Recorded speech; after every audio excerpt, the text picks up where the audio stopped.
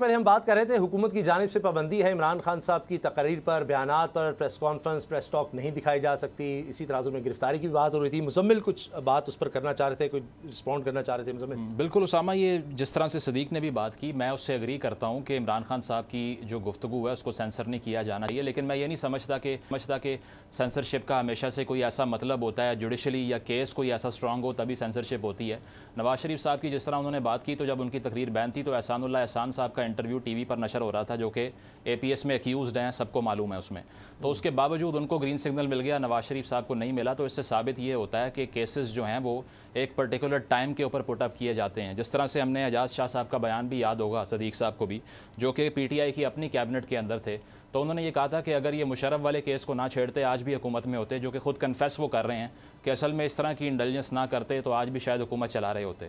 تو یہ چیز ہے کہ یہ سارے معاملات اور یہ کیسز اسی ٹائم میں مرج کرتے ہیں جب کوئی پولیٹیشین کوآپریٹ کرنے سے منع کرتا ہے. اگر خان صاحب کی بات کریں تو ان کی تقاریر جو ہیں وہ آرٹیکل 19 کی اگر ہم بات کریں تو فریڈم آف سپیچ ہے، لیکن نیشنل انٹرسٹ کو پروٹیکشن کی بات بھی کی گئی ہے. اب اس کے اندر کسی بھی چیز کو لایا جا سکتا ہے، جس طرح سے خان صاحب اداروں کو تنقید کا نشانہ بناتے ہیں. تو انہوں نے یہ قانون سازیاں کر رکھی ہیں کہ تنقید جو ہے اس میں 5 سال کی قید ہو جائے گی، یا پیکا لا پاس کروا دیا. تو یہ عمران خان صاحب کے دور کے اندر ہی لیجسلیشنز ہوئی ہیں، اور اب اسی کا اگر وہ نشانہ بن سکتے ہیں. نون لیگ کے دور میں بھی 3 سال تھا، لیکن انہوں نے اس کو ایکسٹینڈ کر دیا، بڑھا دیا تھا. تو یہ چیز ہے کہ اس دور کے اندر بھی عمران خان صاحب نے جو لیجسلیشنز کی تھیں، میں سمجھتا ہوں کہ وہی ہتھ کنڈے اب ان کے خلاف استعمال کیے جا رہے ہیں. اور اگر وہ باہر بھی گئے ہیں تو یاسمین راشد صاحبہ کی میڈیکل رپورٹ پہ سگنیچرز موجود تھے، اس کے بعد ان کو باہر جانے کی پرمیشن ملی، نہیں کرنا چاہیے تھا.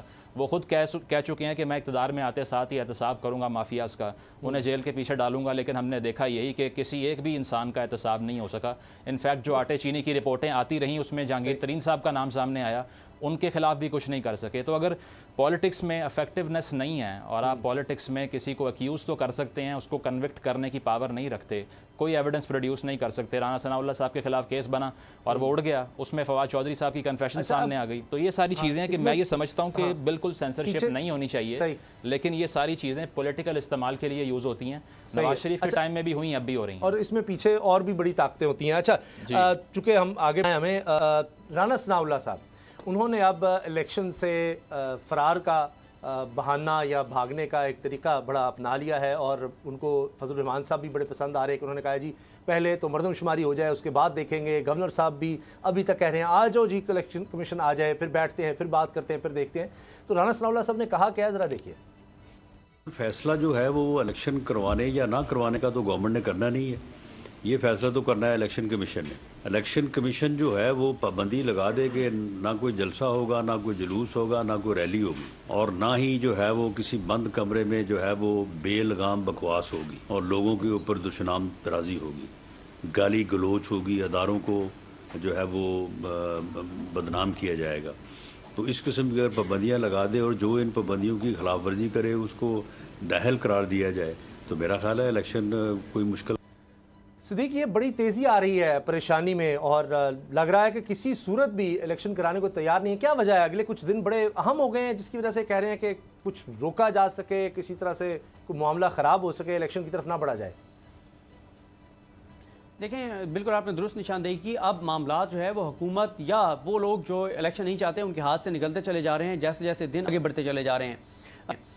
دیکھیں، اگر آپ الیکشن ایکٹ کا جائزہ لیں، الیکشن ایکٹ کے جس سیکشن کے تحت صدر نے تاریخ کا اعلان کیا ہے اس کا اگر آپ جائزہ لیتے ہیں تو آج جب ہم بات کر رہے ہیں 6 مارچ ہے، تو اگلے 48 گھنٹوں کے اندر الیکشن کمیشن آف پاکستان کو جو ہے وہ الیکشن کے شیڈول کا اعلان کرنا ہے. اب الیکشن کا شیڈول کیا ہوگا؟ جب جو یہ الیکشن شیڈول کا اعلان کرے گا الیکشن کمیشن، چاہے وہ کل کر دے یا پرسوں کر دے، 48 گھنٹے سے زیادہ کا ان کے پاس ٹائم نہیں ہے، کیونکہ الیکشن ایکٹ میں لکھا ہوا ہے کہ جب صدر جو ہے وہ الیکشن کی تاریخ دیں گے تو اس کے 7 روز کے اندر الیکشن کمیشن آف پاکستان کو شیڈول کا اعلان کرنا ہے. جب وہ شیڈول کا اعلان کریں گے تو اس تاریخ جس تاریخ کو وہ شیڈول کا اعلان کریں گے اس کا جو 6واں دن ہے وہ کاغذات نامزدگی جمع کرانے کی جو ہے وہ آخری تاریخ جو ہے وہ مقرر کرنا ہوگی جس تاریخ کو وہ شیڈول اعلان کریں. اور نامزدگی فارم جمع کرانے کی جو آخری تاریخ ہے اس سے اگلا دن جو ہے اس میں جو امیدوار ہیں ان کی لسٹیں جاری ہوں گی. کاغذات نامزدگی جمع کرانے کی آخری تاریخ سے 8ویں روز نامزدگی فارموں کی سکروٹنی کی آخری تاریخ جو ہے وہ مقرر کرنا ہوگی. یعنی الیکشن ایکٹ میں بالکل واضح ہے، ہر چیز واضح ہے کہ کتنے کیا کرنا ہوگا. اس کے بعد کی تاریخ کا 4تھا دن नामजदगी फॉर्म रद्द और मंजूर होने के खिलाफ अपील दाखिल करने का आखिरी दिन मुकर्रर करना होगा। हर जगह पे लिखा हुआ है कि कौन सी जो है दिन वो आखिरी जो है वो तारीख होगी। उसके बाद नामजदगी फॉर्म मुस्तरद मंजूर होने आखिरी तारीख के 7वें रोज तक अपीलों पर फैसले होंगे और अपीलों पर फैसलों की आखिरी तारीख के अगले दिन उम्मीदवारों की रिवाइज लिस्टें जारी करना होंगी।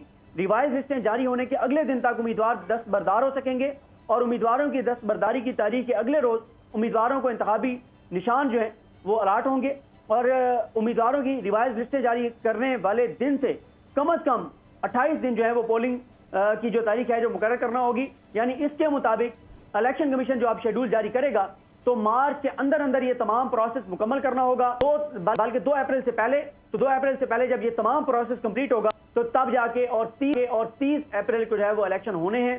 तो इसलिए अब इलेक्शन कमीशन बाउंड है। अभी इलेक्शन कमीशन ये कोई बहाना नहीं बना सकता।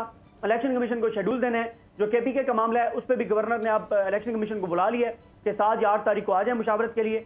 उनको भी तारीख देनी है सुप्रीम कोर्ट के फैसले के मुताबिक और इलेक्शन कमीशन को भी आगे बढ़ना है। तो अब मुश्किल होता चला जाएगा। और अगर यहाँ पे एक गलती कर रहे हैं इमरान खान साहब, जो अभी तक वो उम्मीदवारों का ऐलान नहीं कर रहे, उससे तासुर ये जा रहा है कि इमरान खान भी ये समझते हैं कि शायद इलेक्शन नहीं होने। अगर इमरान खान टिकटों का ऐलान कर देंगे तो जब इमरान खान जिनको टिकट देंगे वो कैंपेन के लिए उतरेंगे मैदान में, तो फिर ज़ाहिर नून लीग के भी उम्मीदवार को उतरना पड़ेगा, पीपल्स पार्टी के भी उम्मीदवार को उतरना पड़ेगा, PDI में शामिल दीगर जमातों के उम्मीदवारों को उतरना पड़ेगा। जब ग्राउंड के ऊपर इतनी बड़ी एक्टिविटी शुरू हो जाएगी तो बड़ा मुश्किल हो जाएगा फिर इलेक्शन को मुलतवी करना। जब लोग चार्ज होंगे, एक कैंपेन चल पड़ेगी, हर गली में मोहल्ले में ऑफिस खुल जाएंगे, मुश्किल होता चला जाएगा। लेकिन इस वक्त तक इमरान खान साहब की जो सूरत हाल है उससे लगता है कि तहरीक इंसाफ भी अभी तजब्जुब का शिकार है। अभी उनमें भी क्लैरिटी नहीं है कि इलेक्शन होना या नहीं होना, जिससे तहरीक इंसाफ जो है वो अपना नुकसान कर रही है। क्योंकि पीछे जो है वो दिन टोटल जो है वो इलेक्शन से पहले टोटल 53 दिन रह गए और इन 53 दिनों के बाद जो है वो इलेक्शन है। अभी तो तहरीक इंसाफ जब टिकट अनाउंस करेगी तो हर हल्के में इस वक्त 4-4, 5-5 उम्मीदवार हैं, बाकियों को मैनेज करना होगा क्योंकि इस वक्त हॉट फेवरेट है तहरीक इंसाफ। पता है कि तहरीक इंसाफ का टिकट जो है वो 90% जीत जो है वो यकीनी है। तो इसलिए इमरान खान साहब टिकटों की तकसीम के ऐलान का ना करके बड़ी ताखीर कर रहे हैं। जिंदगी एक मैदान है और PSL 8 में हर टीम को छूना आसमान है। 6 टीमों के बीच धुआंधार लड़ाई। ये शोर ना लड़ाई का है ना डर का, ये शोर है जीत का, ये शोर है जुनून का। खेल का जुनून रोजाना रात 11 बजे सिर्फ बोल न्यूज पर।